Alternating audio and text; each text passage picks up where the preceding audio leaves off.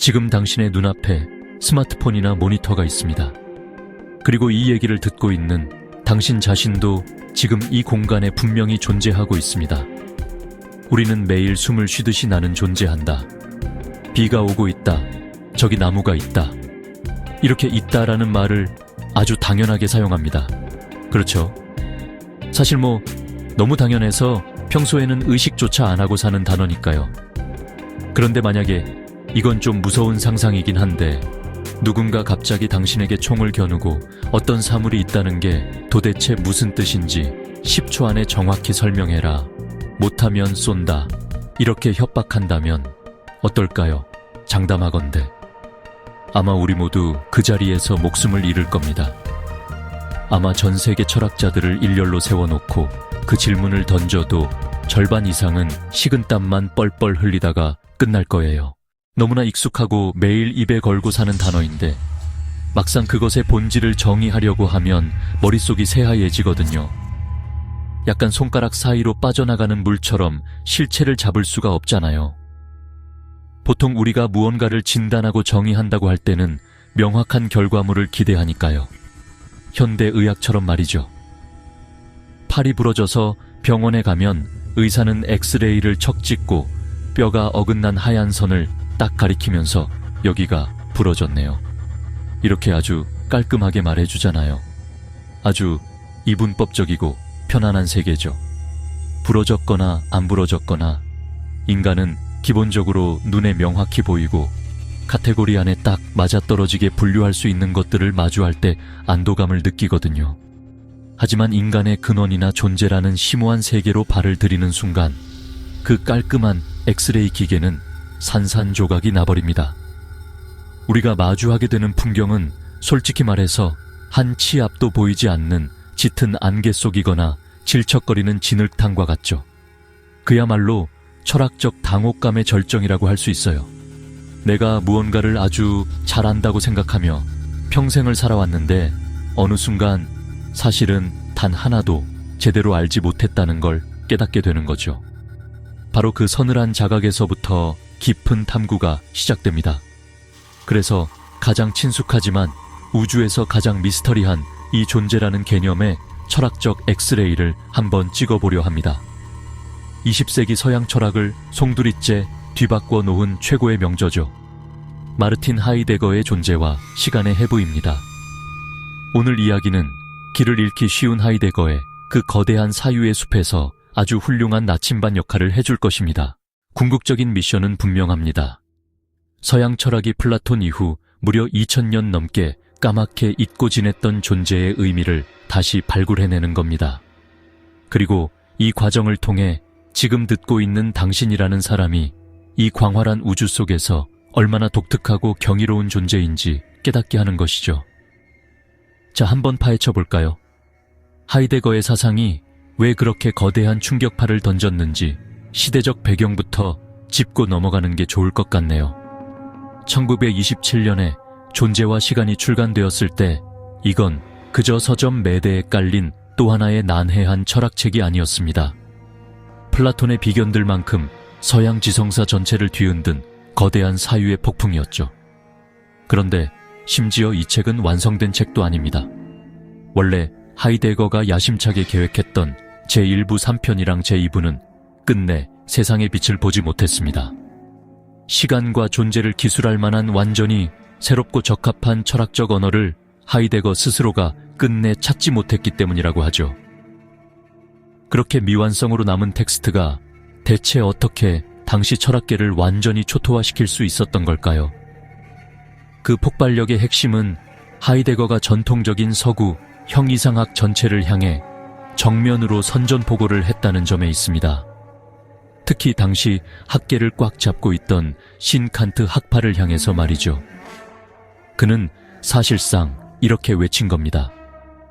너희들은 지난 2000년 동안 가장 중요하고 근본적인 질문, 바로 존재, 물음을 완전히 망각한 채 헛발질만 해왔다라고요.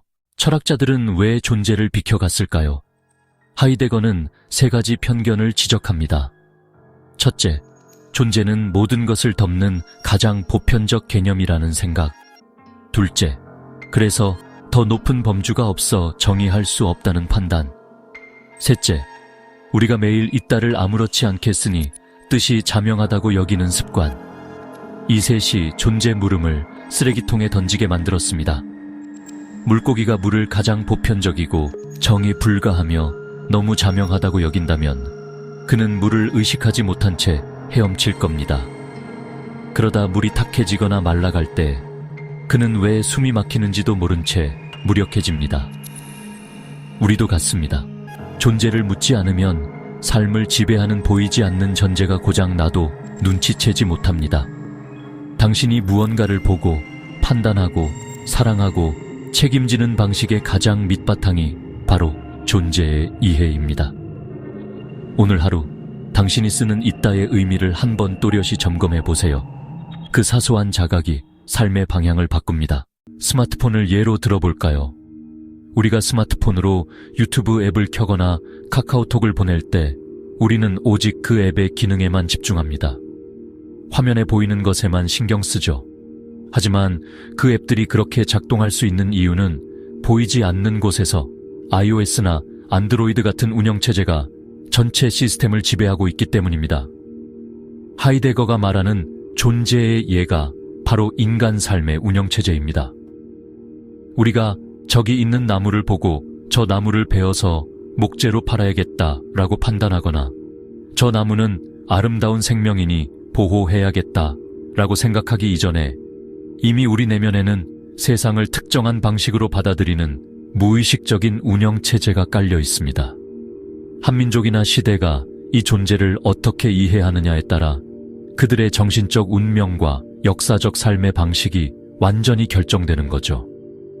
그러니까 존재의 의미를 묻지 않는다는 건 내 삶과 세상을 지배하는 근본적인 소프트웨어가 해킹을 당했는지 에러가 났는지도 모른 채 그저 화면에 띄는 팝업 창만 누르면서 맹목적으로 살아가는 것과 같다는 말이죠.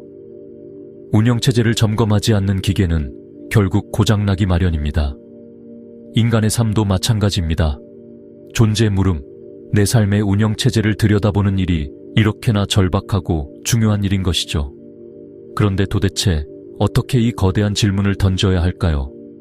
질문의 대상이 눈에 보이는 것도 아닌데 뭐 허공을 향해 소리라도 쳐야 할까요? 하이데거는 아주 치밀한 논리주의자였습니다.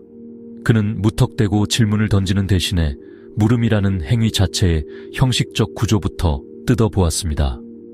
모든 탐구에는 세 가지 요소가 있습니다. 우리가 묻고자 하는 목적지인 물어지는 것, 즉 주제가 있고 그 물음을 해결하기 위해 멱살을 잡고 신문해야 하는 물음이 걸리는 대상이 있으며 궁극적으로 탐구를 통해 밝혀지는 목표가 있죠. 우리의 경우 물어지는 것은 존재 자체이고 최종적으로 밝혀지는 것은 존재의 의미가 되겠죠. 그렇다면 도대체 누구의 멱살을 잡고 신문해야 합니까? 대상은 누굴까요? 놀랍게도 그 대상은 바로 그 질문을 던지고 있는 묻는 자 자신입니다. 하이데거는 존재의 의미를 파헤치기 위해서는 우주에서 유일하게 자신의 존재를 문제 삼고 고민하는 존재자를 신문석에 앉혀야 한다고 주장했습니다. 그는 이 특별한 존재자를 가리켜 현존재, 독일어로 다자인이라고 불렀습니다. 거기에 던져져 있음을 뜻하는 단어입니다. 제 발 밑에서 자고 있는 고양이나 창밖의 소나무, 심지어 저기 떠 있는 달도 엄연히 우주 공간에 존재하고 있습니다. 그런데 왜 유독 우리 인간만 현존재라는 멋진 타이틀을 독점하고 존재를 묻는 특별한 권리를 가졌다고 주장하는 걸까요? 이건 인간 중심적인 오만함일까요? 겉보기에는 인간의 생물학적 우월성을 과시하는 것처럼 보일 수 있죠. 하지만 하이데거가 말하는 인간의 특별함은 두뇌가 더 뛰어나다거나 도구를 잘 쓴다는 식의 생물학적 차원이 아닙니다. 철저히 존재론적 차원의 차이입니다. 창밖의 소나무나 발밑의 고양이를 다시 생각해 보세요. 이들은 태어날 때부터 자신의 본질, 즉 무엇이 될 것인가가 이미 결정된 채로 이 세상에 툭 던져져서 단순히 눈앞에 놓여 있습니다. 사물이나 동물은 자신에게 주어진 본질을 의심하거나 바꿀 수 없습니다. 그저 있을 뿐이죠. 하지만 당신을 포함한 우리 현 존재는 완전히 다릅니다. 우리는 끊임없이 변하니까요. 인간은 죽는 순간까지 끊임없이 자신의 존재 가능성을 고민하고 불안해하며 매 순간 선택을 내려야만 합니다. 퇴근 후에 피곤한 몸을 이끌고 자기 개발을 할지 아니면 맥주를 마시며 넷플릭스를 볼지 갈등하는 그 사소한 순간조차도 사실은 나는 앞으로 어떤 존재가 될 것인가를 스스로 문제 삼는 행위입니다.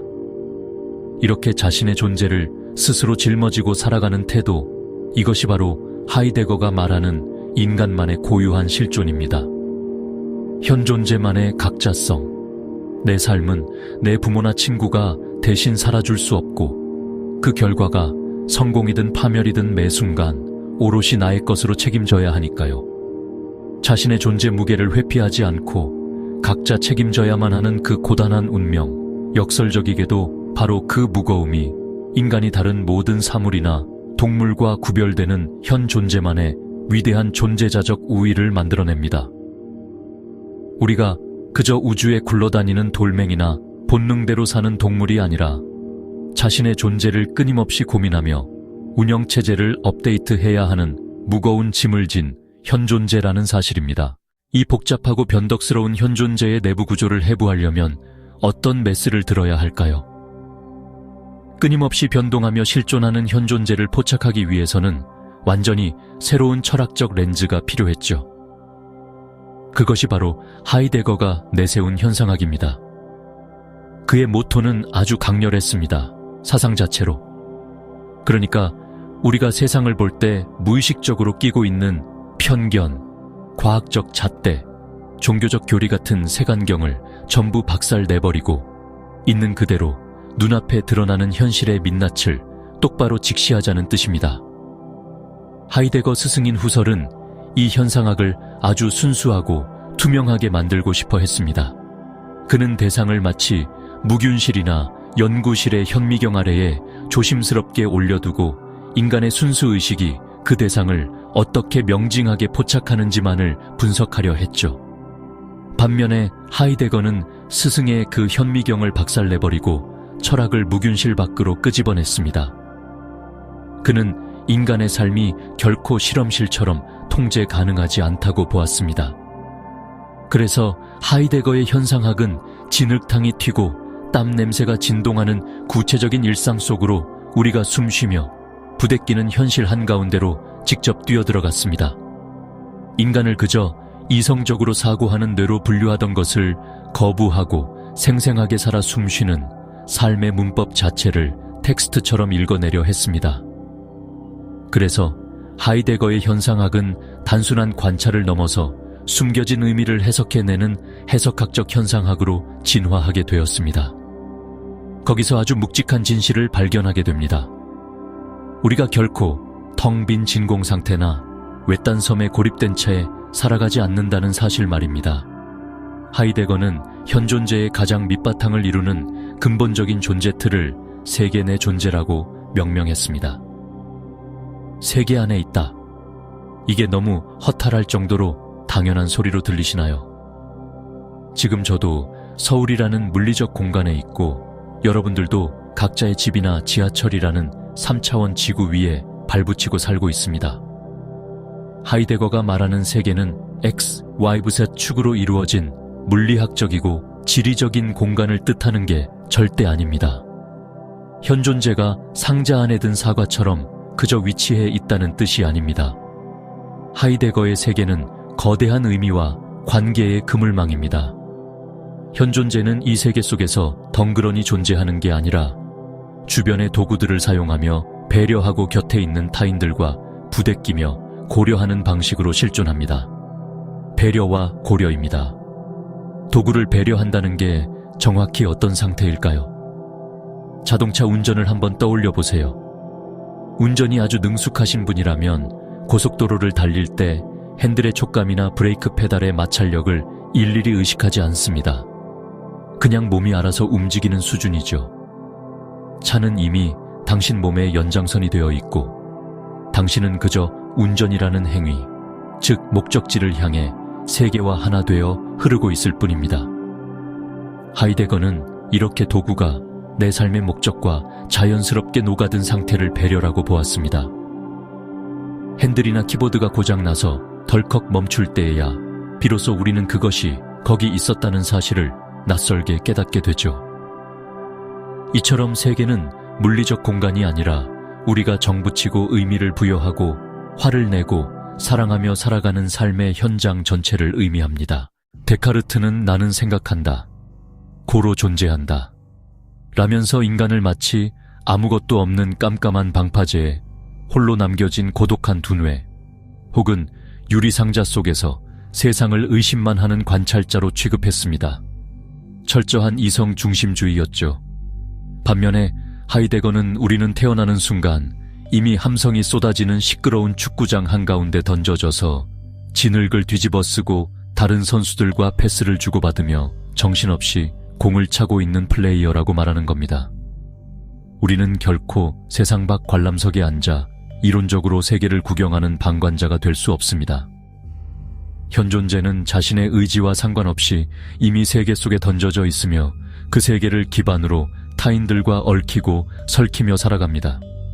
우리가 피할 수 없는 조건입니다.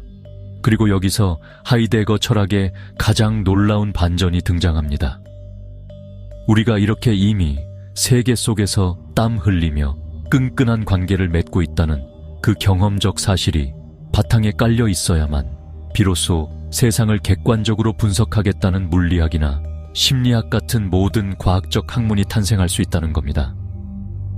그러니까 과학이 진리를 독점하고 세상을 먼저 규정하는 게 아니라 우리가 세계 안에서 울고 웃으며 살아간다는 그 진흙탕 같은 근원적 사실이 먼저 존재하고 그 파생물로서 과학이라는 도구도 나올 수 있다는 겁니다.